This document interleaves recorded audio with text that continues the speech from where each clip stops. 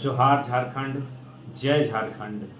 आशा करते हैं आप सभी ठीक होंगे। जय हिंद, वंदे मातरम। लाइव में जितने जन जुड़े हैं, नमस्कार, सत श्री अकाल, जोहार, आदाब। तो सबसे पहले बात करेंगे जो हम लोग का आज के लाइव वीडियो में आने से पहले जो टाइटल है, शीर्षक है कि प्लीज़ हमें ओल्ड पॉलिटिक्स से दूर रखें। क्या मतलब है इसका कि हम लोग आखिर आपसे जनता जनार्दन से, अपने समर्थकों से हम लोग ये निवेदन क्यों कर रहे हैं कि हमें ओल्ड पॉलिटिक्स से दूर रखें। सबसे पहली बात, इसे ओल्ड पॉलिटिक्स का मतलब है कुछ क्रियाकलाप।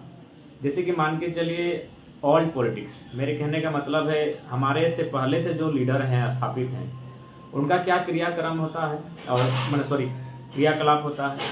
शादी हो, एंट्री करना, भोज हो, एंट्री करना, बर्थडे पार्टी हो, एंट्री करना, घर उराही हो, एंट्री करना, दुकान का उद्घाटन हो, एंट्री करना। तो हम लोग चाहेंगे कृपया हम लोग को उस ओल्ड पॉलिटिक्स के जो क्रियाकलाप है उनसे दूर रखा जाए। अगर हम लोग को भी उसी सांचे में ढालिएगा तो फिर हम लोग कब आंदोलन करेंगे, कब नीति नियम बनाने के लिए अपना विवेक का इस्तेमाल करेंगे। आज देखिए, आज के लीडर लोग क्यों स्थापित हैं, वो काम क्यों नहीं करना चाहते। उनको पता है कि जनता की जरूरत क्या है और जनता चाहती क्या है। हमारे घर में किसी शादी में आ गए, अटेंड कर ले, हाँ ये लीडर हमारा बेहतर है।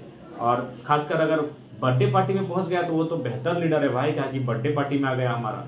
तो इस पॉलिटिक्स से हम लोगों को दूर करना होगा आपको। अगर इस पॉलिटिक्स से अगर हम लोग को भी आप उलझा कर रखेंगे, व्यस्त रखेंगे, तो फिर हम लोग कब सोचेंगे बेहतर, कब हम लोग नीति नियमों की सोचेंगे, कब हम लोग नए नए अध्ययन करने का हमेशा अवसर मिलेगा। तो इसलिए अब निवेदन होगा ओल्ड पॉलिटिक्स से हमें दूर रखें। अभी देखिए, लीडर्स लोग जब भी आते हैं, नारेबाजी शुरू, उनका जयकारा शुरू। हम लोग विनम्र प्रार्थना करना चाहेंगे कि हम लोग को ऐसा कोई नारेबाजी नहीं चाहिए।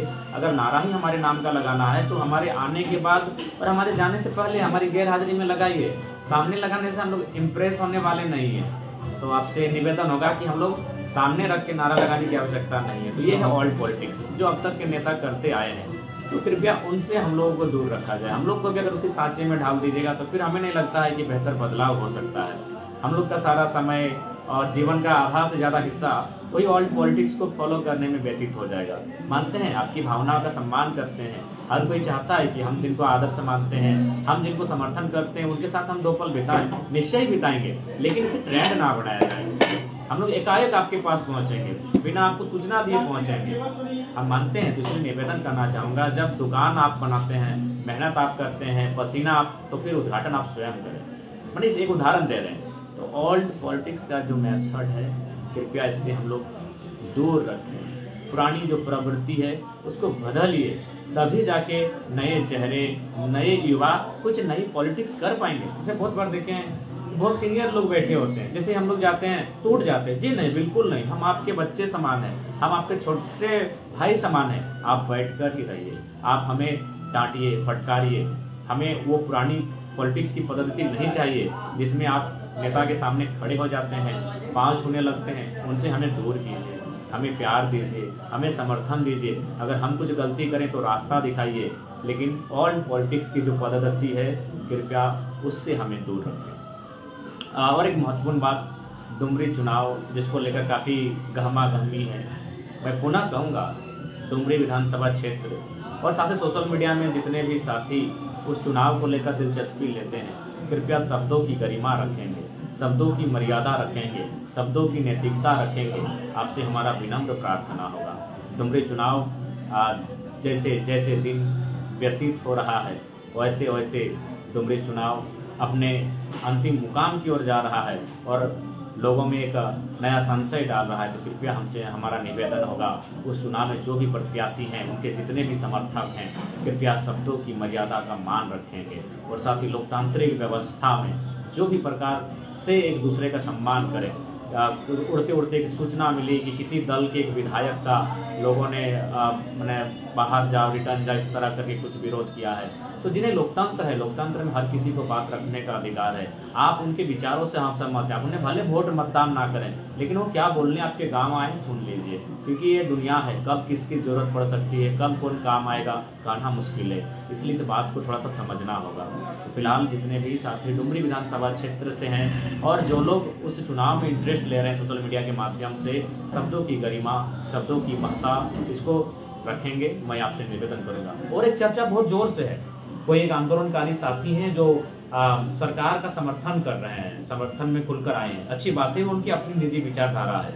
लेकिन बहुत सारे लोगों को ये अभी तक कंफर्मेशन नहीं हो पाया है कि उस साथी का हमारे साथ कोई संबंध है कि नहीं है। पहली बात कहना चाहूंगा, जेबी केसेस से उनका कोई संबंध नहीं है। जो भी आंदोलनकारी साथी आज सत्ता पक्ष के साथ खड़े हैं और सरकार के पक्ष में डुमरी उपचुनाव में प्रचार कर रहे हैं, उनसे उनका जेबी केसेस से कोई संबंध नहीं है।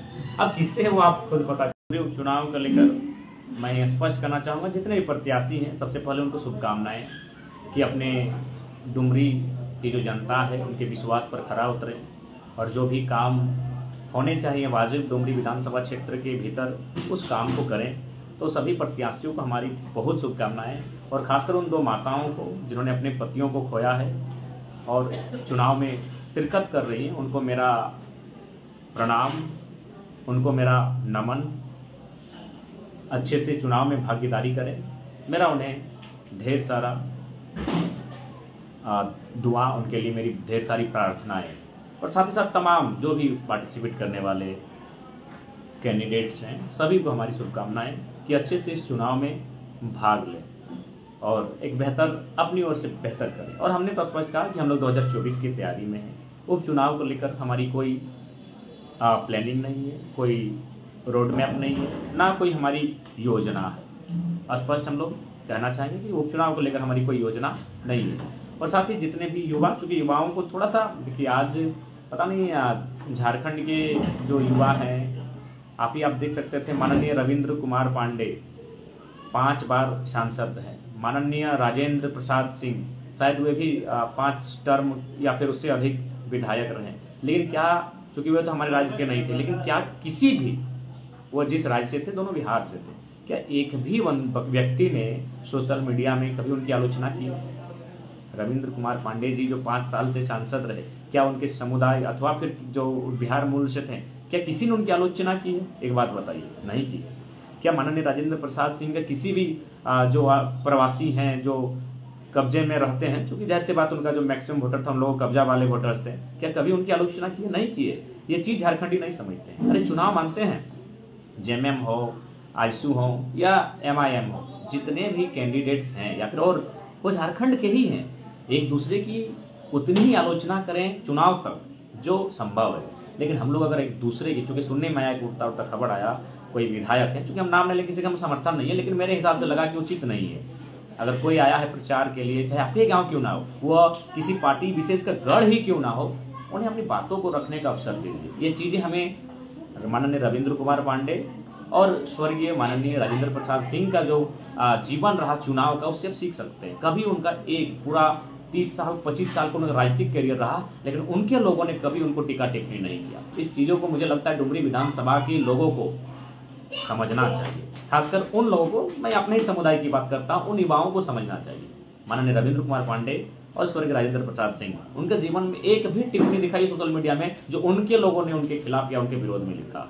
ये चीज तो हमें सीखनी होगी। आलोचना जैसी बात है, चुनाव है, पॉलिटिक्स है, तो हम एक दूसरे से असहमत होंगे, एक दूसरे की विचारधाराओं का काट भी करेंगे, लेकिन ऐसा नहीं, फिजिकली विरोध नहीं, शारीरिक विरोध नहीं, वैचारिक विरोध होना चाहिए, लेकिन शारीरिक विरोध ना करें। ये चीजें सीखिए, झारखंड के लोगों सीखिए, विशेषकर डुमरी उपचुनाव में बहुत माने सोशल मीडिया के माध्यम से चीजें देखने को मिल रही है जो अमर्यादित प्रतीत हो रही है। सीखिए माननीय रविंद्र कुमार पांडे के समर्थकों से, माननीय स्वर्गीय राजेंद्र प्रसाद सिंह के समर्थकों से सीखिए।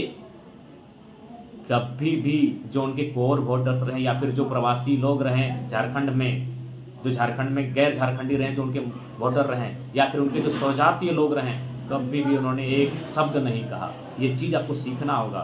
खासकर मैं झारखंड के लोगों से कहना चाहूंगा, डुमरी उपचुनाव को लेकर आलोचना, विरोध, असहमति ये चलता रहता है, चलना भी चाहिए। लोकतंत्र में असहमति होना चाहिए, आलोचनाएं होनी चाहिए, वैचारिक मतभेद होना चाहिए, लेकिन कृपया थोड़ा ऐसे ईगो में लेते हुए भविष्य में अगर इसका दुष्परिणाम हो, इस प्रकार से कृत्य ना करेंगे। और एक मामला बहुत गर्म चल रहा है डुमरी विधानसभा जो उपचुनाव है, कि कोई साथी हैं जो आंदोलनकारी हैं और झारखंड मुक्ति मोर्चा माननीय मुख्यमंत्री के मंच पर पहुंच गए। आश्चर्य सबको होगा, क्योंकि सभी ने अपनी, मैं रहूं चाहे खान साहब रहे या जो भी रहे, सभी ने अपनी पहचान बनाई है। मदन दा बिल्कुल हर तरह का आंदोलन, चाहे संवैधानिक आंदोलन हो या फिर हमारे हर आंदोलन का हमारा समर्थन है, उसको लेकर अंदर खाने रणनीतियाँ हैं, निश्चय ही आपको बेहतर रिजल्ट मिलेगा। तो जाहिर सी बात है, सरकार के विपक्ष में आप बोलकर, सरकार के विपक्ष में आप आंदोलन करके, रांची तक पदयात्रा करके या फिर मानव श्रृंखला में खड़ा होकर अपनी पहचान बनाए और फिर सरकार के साथ आप चले जाएंगे तो थोड़ा हास्यास्पद होगा ही। लेकिन खैर, मुझे उनसे कोई शिकवा गिला नहीं है, ना ही उनसे कोई हमारी आपत्ति विपत्ति है। बस हम ये खंडन करना चाहेंगे कि उस शख्स का, उस आंदोलनकारी साथी का, उस आंदोलनकारी भाई साहब का जेबी केसेस से कोई संबंध नहीं। एक बार जैसे माननीय सूरज सिंह बेसरा है, माननीय अमित शाह है, सब अपना अलग संगठन बना के निकल गए, तो उनका एक संगठन है। अब क्या है वो आप जाने, उनका ऑलरेडी एक संगठन अभी चल रहा है। हालांकि जो स्टार्टिंग से जो संगठन था वो फिलहाल अभी बहुत सारा समय के साथ वैचारिक कुछ त्रुटियां उत्पन्न हुई, वो स्वाभाविक है, मानव जीवन में चलती रहती हैं। तो उनका संगठन में किसी अलग संगठन से उनका संबंध है। उस शख्स का जिन्होंने सरकार को समर्थन किया, उससे हमारे संगठन JBKSS का किसी भी प्रकार का कोई संबंध नहीं है। इस बात का ध्यान रखेंगे, क्योंकि ये बात मार्केट में आ रही है। तो स्पष्ट कहना चाहूँगा, स्पष्ट बताना चाहूँगा, उस साथी का हमारे साथियों से, हमारे संगठन से किसी भी प्रकार का कोई संबंध नहीं है। वो उनका अपनी विचार है। और हाँ, हो सके JBKSS में बहुत सारे ऐसे साथी हैं जो 2024 आते कहीं जा सकते हैं, आप तो रोक के नहीं रख सकते हैं। मानव है, नदी की धारा है, नदी की धारा में डैम बनाया जा सकता है, इंसान को कहाँ रोकिएगा। तो ये बहुत सारी चीज़ें आपको देखने को मिल सकती हैं। लेकिन हम लोग, मैं अपनी बात कहूँ, हम लोग टिके हैं, हम लोग डटे हैं और हम लोग अडिग होकर इस मैदान पर, इस रण क्षेत्र पर बने रहेंगे। बाकी पुनः दोहराएंगे, उस साथी से, आंदोलनकारी साथी से हमारा कोई वास्ता नहीं है, बल्कि उस साथी का और एक कारनामा था जब वे लोग रांची पदयात्रा गए थे, जबकि उस समय हम लोग का आंदोलन बहुत ठीक ठाक चल रहा था। बहुत सारे लोग आज तक उस चीज़ को नहीं जानते हैं।